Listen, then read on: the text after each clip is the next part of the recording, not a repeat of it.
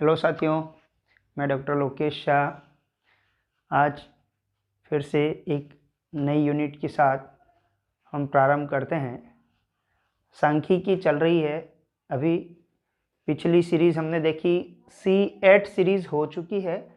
C8 जो कि हमारे अपकिरण के माप हमने पढ़े, और आज हम चालू कर रहे हैं C9।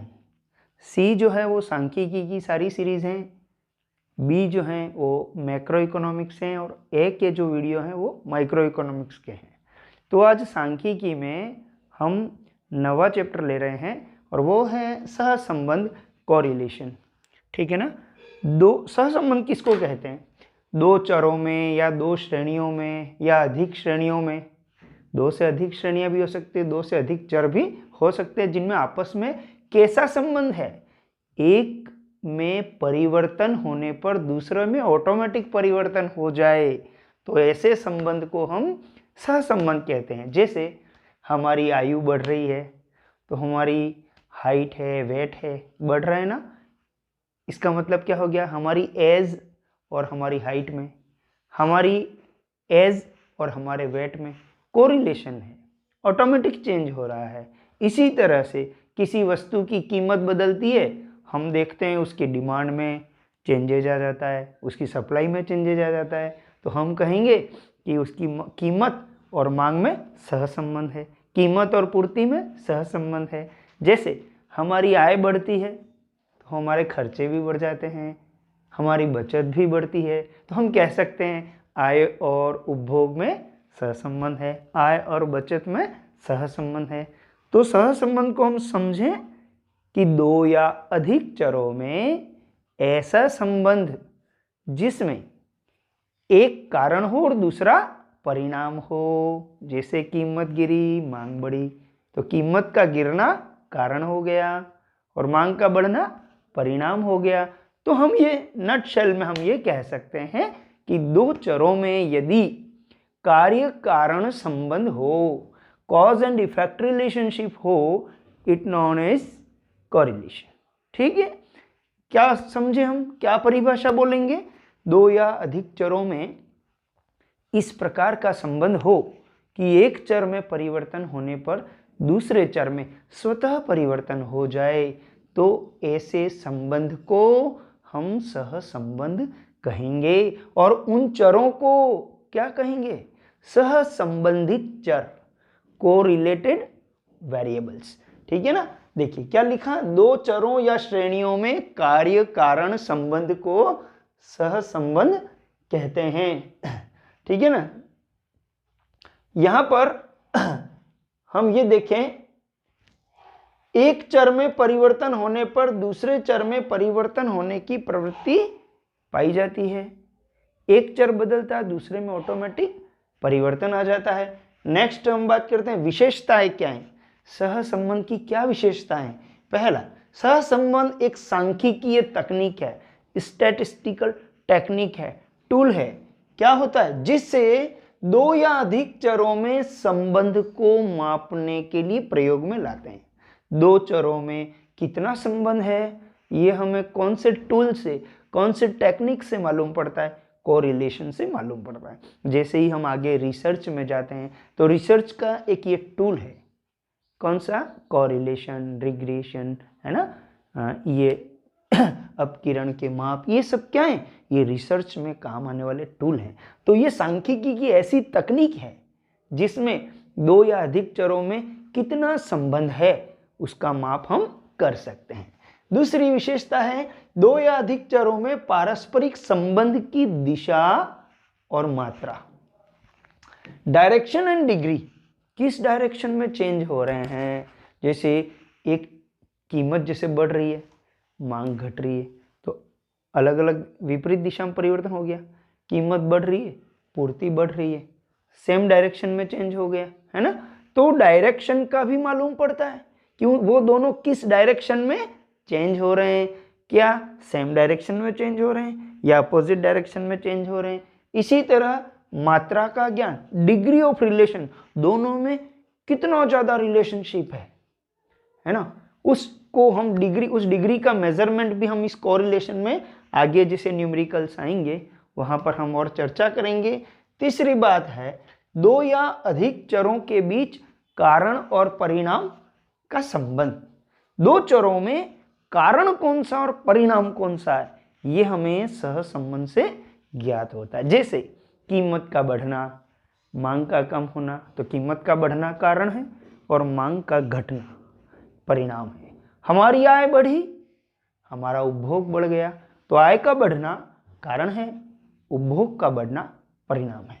तो कार्य कारण संबंध या कार्य कारण परिणाम संबंध, कॉज एंड इफेक्ट रिलेशनशिप की जानकारी हमें इससे होती है। ये बात हो गई सहसंबंध की क्या क्या विशेषताएं। अब हम बात करते हैं सहसंबंध के प्रकार, टाइप्स ऑफ कोरिलेशन। इसमें हमने 3 कैटेगरी बनाई है ताकि हम इजी वे में समझ सकें।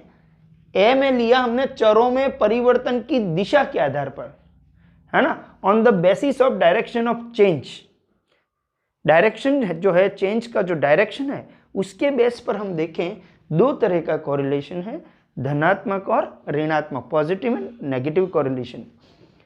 सेकंड क्लासिफिकेशन हमने किया चरों में परिवर्तन के अनुपात के आधार पर, on the basis of change in proportions. Proportion में क्या चेंजेस आता है, कितना चेंजेस आता है, उसके बेस पर हम देखें 2 टाइप्स हैं, रेखीय और अरेखीय, linear and non linear correlation. तीसरा क्लासिफिकेशन हमने किया है वो है चरों की संख्या के आधार पर, on the basis of number of variables. ठीक है ना, कौन कौन से हैं, सरल, बहुगुणी और आंशिक, simple, multiple and partial correlation. अब इन सब को हम डिटेल में देखते हैं। पहले ये क्लासिफिकेशन करना इसलिए ज़रूरी था क्योंकि कई बच्चों को इसमें ये प्रॉब्लम आती है, ये कितने टाइप्स हैं, कितने क्लासिफिकेशन है, कुछ समझ में नहीं आता है। तो हम उसके बेसिस पर ही देखें तो इजी वे में हम बात कर पाएंगे। अब वापस लेते हैं हम ए का फर्स्ट। ए का फर्स्ट कौन सा, पॉजिटिव एंड नेगेटिव था ना, तो पहला है धनात्मक सहसंबंध, पॉजिटिव कोरिलेशन। पॉजिटिव कोरिलेशन में हम ध्यान रखें यदि दोनों चरों में एक ही दिशा में परिवर्तन आए, समान दिशा में, जैसे x और y 2 चर ले लेते हैं, x बढ़े y भी बढ़ जाए, x घटे y भी घट जाए, दोनों सेम डायरेक्शन में चल रहे हैं ना, तो ऐसे सहसंबंध को धनात्मक सहसंबंध कहते हैं।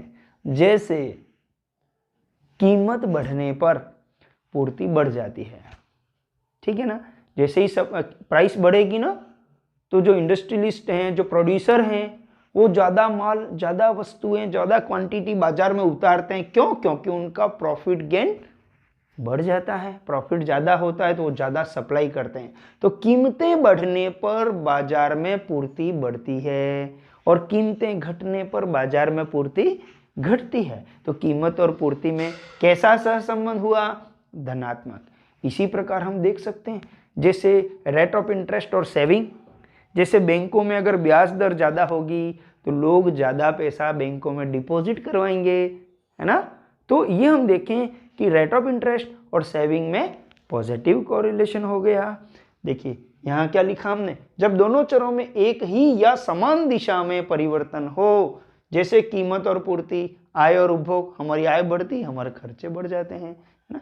अब यहाँ हमने जैसे x और y को लिया, x बढ़ रहा है तो y भी बढ़ जाए, x घट रहा है तो y भी घट जाए, ऐसे रिलेशन को पॉजिटिव कोरिलेशन कहते हैं। और यदि इनको हम ग्राफ पेपर पर ट्रेस करते हैं, है ना, तो ये धनात्मक ढाल वाली रेखा या कर्व हमें प्राप्त होगा। ढाल धनात्मक रहेगा। देखिए ये ब्लैक एंड ब्लू साइन है, ब्लैक में जैसे ये बढ़ रहा है y बढ़ेगा, x भी बढ़ रहा है, दोनों बढ़ रहे हैं, x बढ़ा y बढ़ गया, x घट गया तो y भी घट गया। तो x और y में धनात्मक सहसंबंध है और यदि उनको ट्रेस किया जाता है ग्राफ पेपर पर तो धनात्मक ढाल वाली रेखा या कर्व हमें प्राप्त होता है। ठीक है, यस। सेकेंड है ऋणात्मक सहसंबंध, नेगेटिव कोरिलेशन। इसका जस्ट अपोजिट है, दोनों चरों में विपरीत दिशा में परिवर्तन हो, अर्थात x बढ़ जाए तो y घट जाए, x घट जाए तो y बढ़ जाए। जैसे है ना, कीमत बढ़ी तो मांग घट गई। कोई भी वस्तु महंगी होती है तो हम थोड़ी खरीदारी कम कर देते हैं, कीमत घटती है मांग बढ़ जाती है ना। तो कीमत और मांग में विपरीत संबंध है। इसी प्रकार ब्याज की दर यदि घटेगी तो लोग बैंकों से लोन ज्यादा लेंगे, अर्थात निवेश की मांग बढ़ेगी। और ब्याज दर यदि बढ़ जाए तो लोन महंगे होने के कारण डिमांड कम हो जाएगी, निवेश की मांग कम हो जाती है। तो ब्याज की दर और निवेश की मांग में भी विपरीत संबंध होता है। देखिए यहाँ सिंबल में हमने लिखा है, यदि x बढ़ता है तो y गिर जाता है, यदि x गिरता है तो y बढ़ जाता है। इनको यदि ग्राफ पेपर पर प्लॉट किया जाता है तो ऋणात्मक ढाल वाली रेखा या वक्र प्राप्त होता है। जैसे x बढ़ा तो y कम हो गया, और यदि x कम होता तो y बढ़ जाता। ठीक है, तो धनात्मक और ऋणात्मक सहसंबंध हमने पढ़ा। किस आधार पे पढ़ा? डायरेक्शन ऑफ चेंज, कि दोनों चरों में परिवर्तन की दिशा किस प्रकार से है, उस हिसाब से हमने देखा कि धनात्मक और ऋणात्मक सहसंबंध हुए। अब हम बात करते हैं बी अर्थात परिवर्तन का अनुपात। अनुपात के आधार पर देखें तो दो रेखीय और अरेखीय, ये ले रहे हैं हम। पहला रेखीय सहसंबंध, लीनियर कोरिलेशन। रेखीय ये क्या होता है? यदि दोनों चरों में परिवर्तन का अनुपात स्थिर रहे, कांस्टेंट रहे, हम कहेंगे रेखीय सहसंबंध है। देखिए ये तो भाषा में तो हमने जरूर लिख दिया कि जब दो चरों में परिवर्तन का अनुपात स्थिर रहे, है ना। अब इसको हम टेबल में देखते हैं। जैसे x में ये चेंज आ रहा है, y में ये चेंज आ रहा है। ठीक है, यहाँ मैंने अनुपात भी लिखा, x में 2 4 6 हो गया, y 5 10 15 हो गया। इन दोनों का अनुपात देखिए आप, 2:5 है। यहाँ पे 4 और 10 में भी 2:5, 6 और 15 में भी 2:5। दोनों चर बदल रहे हैं, लेकिन परिवर्तन का जो अनुपात है वो स्थिर बना हुआ है। तो ऐसी स्थिति में दोनों चरों में कैसा सहसंबंध है? रेखीय सहसंबंध है, लीनियर कोरिलेशन है। क्यों इसको रेखीय क्यों कहते हैं? क्योंकि यदि ग्राफ पेपर पर प्लॉट किया जाए, ग्राफ पेपर पर बिंदु अंकित किए जाएं तो 100% सीधी रेखा प्राप्त होगी। ठीक है ना। देखिए यहाँ पर ये x और y में ये सीधी रेखा हमने बनाई है। सीधी रेखा का मतलब है रेखीय सहसंबंध है, अर्थात दोनों में परिवर्तन का अनुपात जो है वो स्थिर बना हुआ है। नेक्स्ट दूसरा है अरेखीय या वक्र रेखीय सहसंबंध, नॉन लीनियर और कर्व लीनियर कोरिलेशन। इसका जस्ट उल्टा समझ लें। क्या? जब दोनों चरों में परिवर्तन का अनुपात जो है वो स्थिर नहीं रहे, बदलता जाए, तो हम कहेंगे अरेखीय संबंध। क्यों? क्योंकि इन्हें ग्राफ पेपर पर प्लॉट किया जाता है तो सीधी रेखा नहीं मिलती है। क्या मिलेगा? वक्र मिलेगा, कर्व मिलेगा। इसलिए इसको कर्व लीनियर कोरिलेशन या नॉन लीनियर कोरिलेशन कहते हैं। जब दो चरों में परिवर्तन का अनुपात स्थिर न रहकर परिवर्तनशील रहे, ऐसी स्थिति में ग्राफ पेपर पर वक्र प्राप्त होता है। देखिए x और y लिया, यहाँ 2 4 6 5 15 30। अब इनका अनुपात देखिए 2:5 है यहाँ पे, तो ये दोनों बढ़े, लेकिन यहाँ अनुपात 4:15 हो गया। यहाँ 6 और 30 में 1:5 हो गया। बदल तो रहे हैं, लेकिन बदलने का जो अनुपात है वो बदल रहा है, ये वेरिएबल है, चेंज हो रहा है। इसलिए ऐसे सहसंबंध को अरेखीय सहसंबंध कहते हैं। अरेखीय क्यों? क्योंकि सीधी रेखा प्राप्त नहीं हुई। चलिए अब सी के आधार पर हम क्लासिफिकेशन करते हैं। सी में क्या पढ़ा? चरों की संख्या, on the basis of number of variables, है ना। चरों की संख्या में 3 टाइप्स हमने देखे हैं। पहला है सरल सहसंबंध, सिंपल कोरिलेशन। सिंपल कौन सा? जब केवल 2 ही चरों में संबंध देखें, केवल 2 चरों में, है ना। कौन से? एक आश्रित और एक स्वतंत्र। अब अपन सोचेंगे आश्रित चर कौन सा होता है, स्वतंत्र चर कौन सा होता है?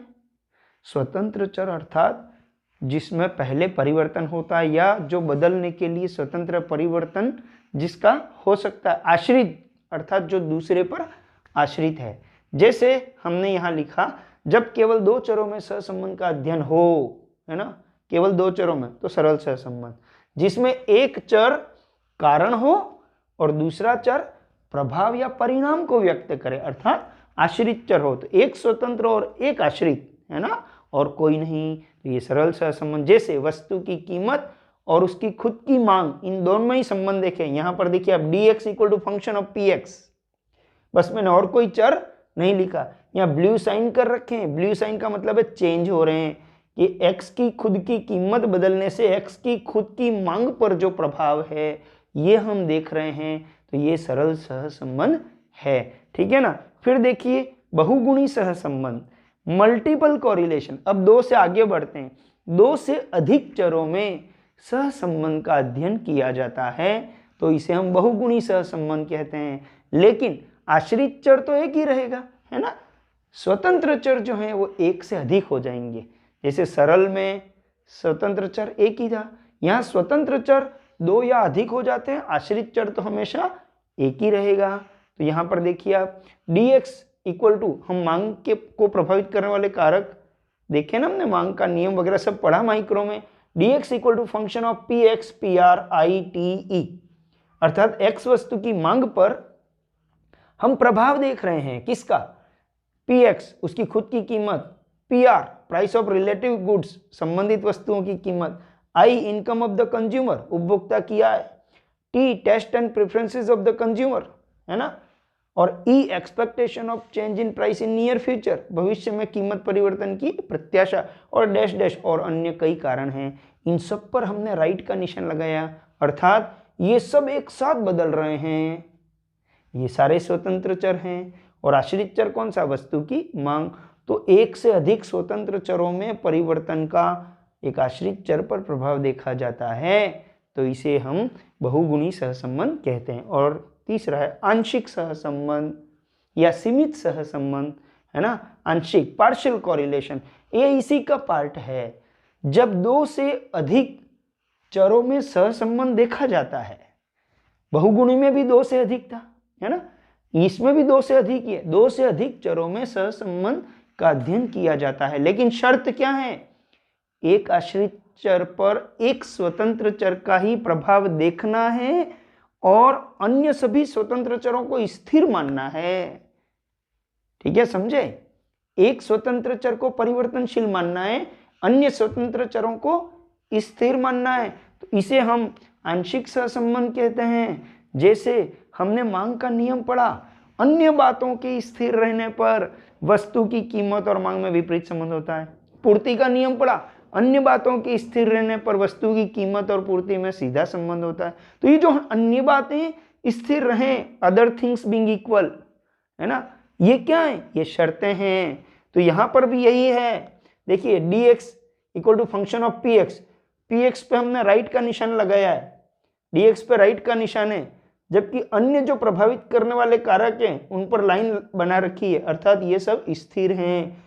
तो PRITE इन सबको स्थिर रखने के बाद स्थिर मानकर वस्तु की कीमत का उसकी मांग पर प्रभाव देखा जा रहा है, इसे हम कहते हैं आंशिक सहसंबंध।